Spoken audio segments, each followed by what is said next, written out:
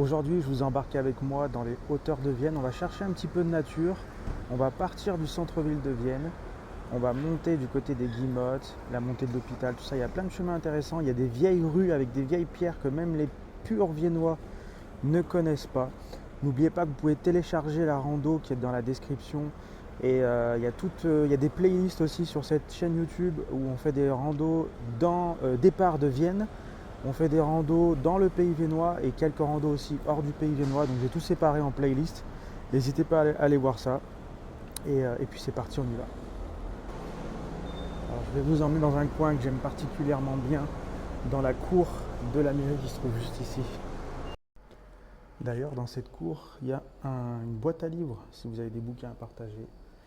Et voilà, moi j'aime bien cette cour-là avec le grand palmier, les jolies hortensias, à grosse boule comme celui-là.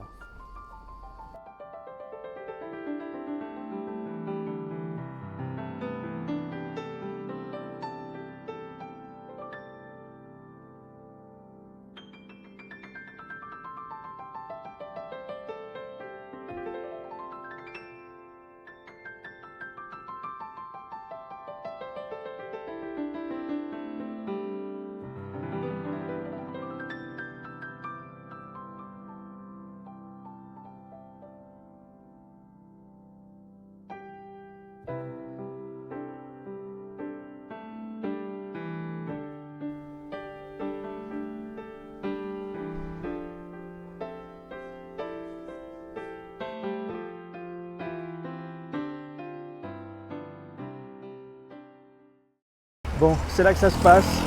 On est place Saint-Louis, c'est un petit peu bruyant. C'est un peu le grand carrefour à Vienne. Et ce qu'on va faire, on va prendre cette rue là et on va monter par ici. Donc c'est une place bruyante, mais comme on peut le voir, il y a énormément de martinets. Je ne sais pas si on les voit dans la vidéo, mais il y a plein de martinets tout le temps au-dessus de cette place.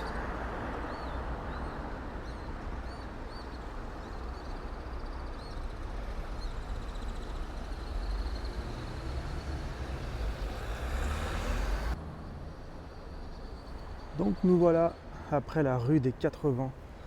On arrive sur une première place assez sympathique.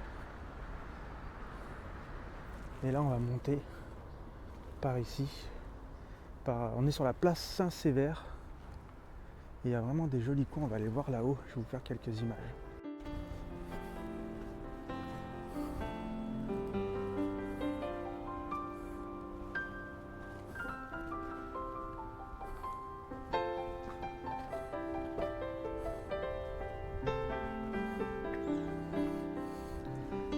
Comme je vous disais, il y a des coins que peu de gens connaissent à Vienne. Moi je trouve que c'est sympathique par ici, ces petites ruelles avec la roche.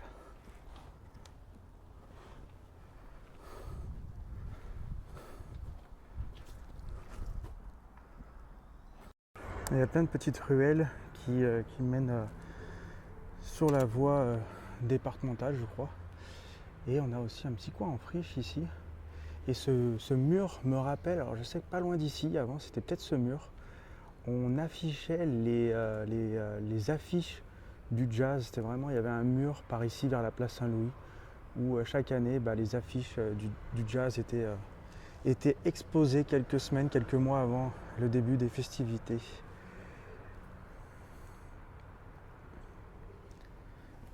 Et donc on va continuer notre périple et regarder ce magnifique pan de mur à l'impasse de la Poterne. Regardez ça.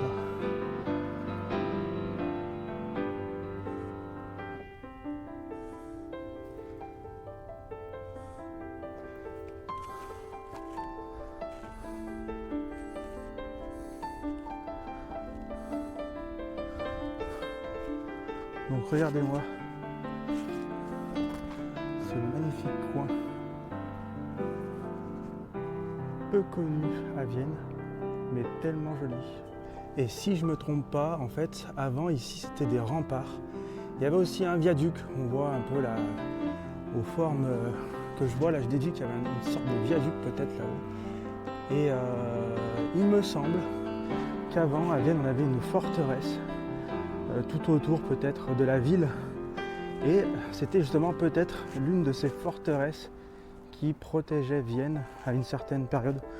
Pour ça, justement, je demande à notre ami Romain de la chaîne Raconte-moi, qui lui connaît un petit peu plus l'histoire de la ville et il pourra peut-être vous dire en commentaire un peu plus d'informations sur cette forteresse. Regardez ce petit passage là, et c'est vraiment magnifique ici. Et on est à 2 pas du centre-ville et la balade ne fait que commencer.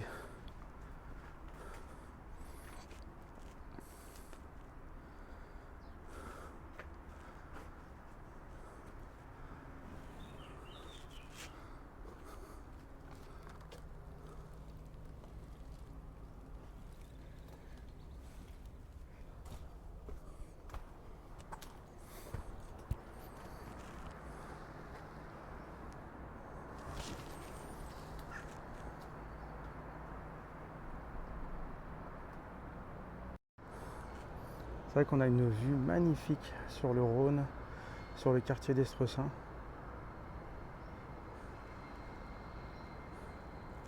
Et le musée de Saint-Romain-en-Galles.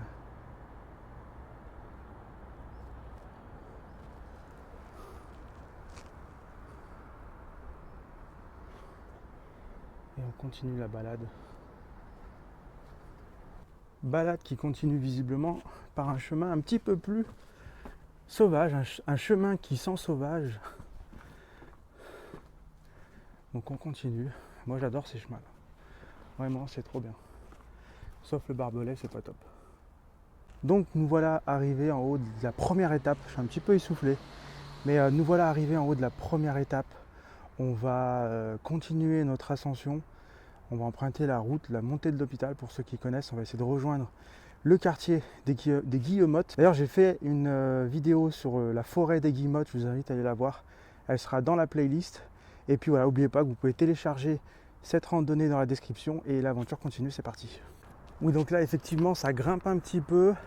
Mais ça va, il y a quand même... on a quand même un petit chemin tranquille le long de la route. Et ça circule pas trop ici. Et ouais, voilà, c'est ça, à Vienne, en fait, il y a beaucoup, c'est une ville avec beaucoup d'histoire, une ville très ancienne, Vienne, et on a ces forteresses qui sont là depuis plusieurs centaines, mais plusieurs milliers d'années, et c'est ça qui est bien à Vienne. On a une super plante comestible qui est pas très commune du côté de chez nous, et j'en ai trouvé, donc c'est un petit clin d'œil à Sophie, j'en avais parlé, Sophie de Filigrane, j'en avais parlé lors d'une radio libre qu'on fait tous les mercredis à 20h. Et on a du panico champêtre. Donc là, je vais pas la ramasser parce qu'on est au bord de la route. On va pas ramasser les plantes pour les consommer quand elles sont au bord de la route. Mais regardez, le panico champêtre, c'est une super plante comestible qui a très aromatique. On peut faire des sorbets avec.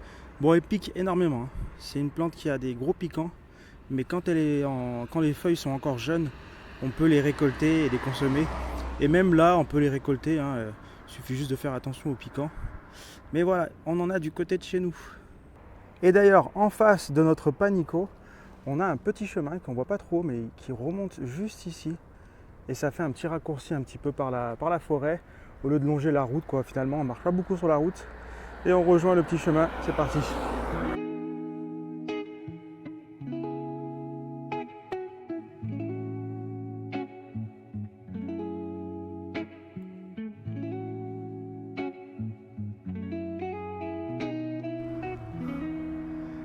On continue la route, une nouvelle roche encore, et le chemin remonte par ici. Vous voyez là, c'est la montée de l'hôpital juste là. Et un beau chemin pour monter encore plus haut.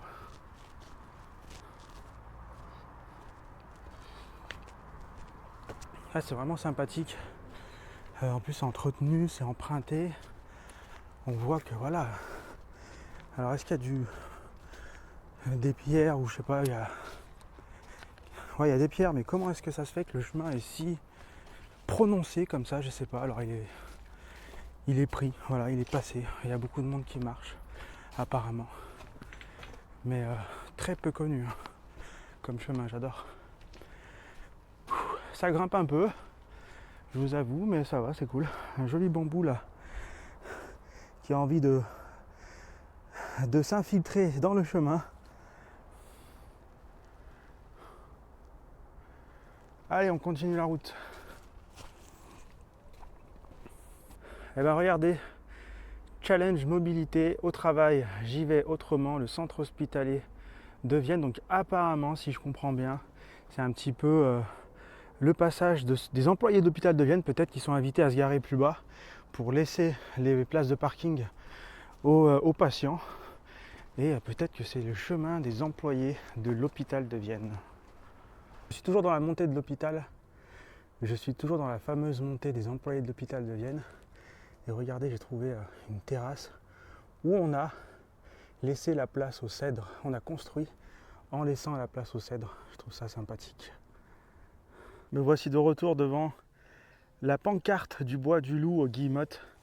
Et voilà, j'ai fait la montée de l'hôpital. Hein. Donc finalement, on marche très peu sur la route avec les voitures. Déjà, il n'y a pas beaucoup de voitures. Hein. Et voilà, la montée se fait assez facilement bien. Et bon, là, il y a une petite voiture, hein, bien sûr. Et là, je suis sur la redescente. Hein. Je suis passé devant l'hôpital. On passe rapidement devant l'hôpital. On passe aussi devant d'anciennes maisons. Je pense que c'était les anciennes maisons des médecins. Et du coup, là, je redescends par les guillemottes. On a mis, allez, j'ai mis même pas 1 heure, je pense, pour monter jusqu'à l'hôpital. Hein, 3 quarts d'heure, je pense. Et là, on va redescendre et on va voir s'il y a des chemins sympathiques. Et j'en doute pas, de toute façon, le coin va être un petit peu plus sauvage.